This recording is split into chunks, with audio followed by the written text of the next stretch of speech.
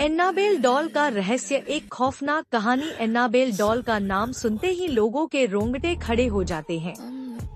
यह कोई साधारण गुड़िया नहीं थी, बल्कि इसके पीछे एक डरावनी हकीकत छिपी थी, जिसने कई लोगों की जिंदगी को तबाह कर दिया।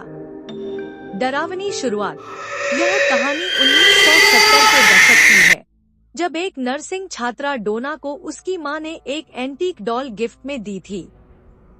वह डॉल मासूम दिखती थी, लाल बाल, चमकीली आंखें और सफेद पोशाक। लेकिन कुछ ही दिनों में अजीब घटनाएं घटने लगी। डॉल कभी भी जगह बदलकर दूसरी जगह बैठी मिलती। कभी कभी उसके कपड़ों पर खून के धब्बे दिखाई देने लगे। डोना और उसकी रूममेट को दीवारों पर खून से लिखे हुए संदेश मिलते, जिन पर लिखा होता हेल्प यूएस या सेव यूएस। रूहानी शक्ति का साया। डोना ने एक मीडियम, जिनके पास आत्माओं से बात करने की शक्ति थी, को बुलाया। मीडियम ने बताया कि इस डॉल में एक छोटी बच्ची की आत्मा बसी थी, जिसका नाम एन्नाबेल हिगिंस था।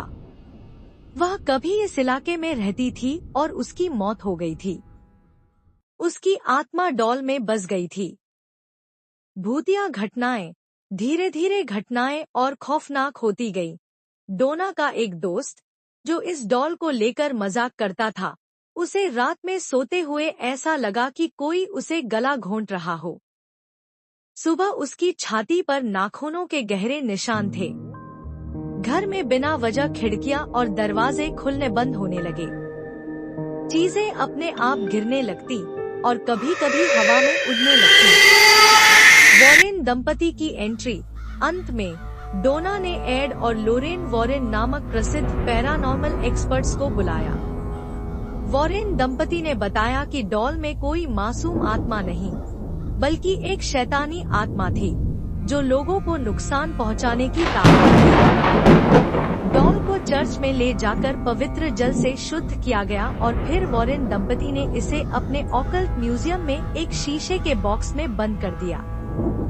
बॉक्स पर एक चेतावनी लिखी थी, खोलने की कोशिश मत करना, आज भी जिंदा है डर। आज भी यह डॉल म्यूजियम में रखी है।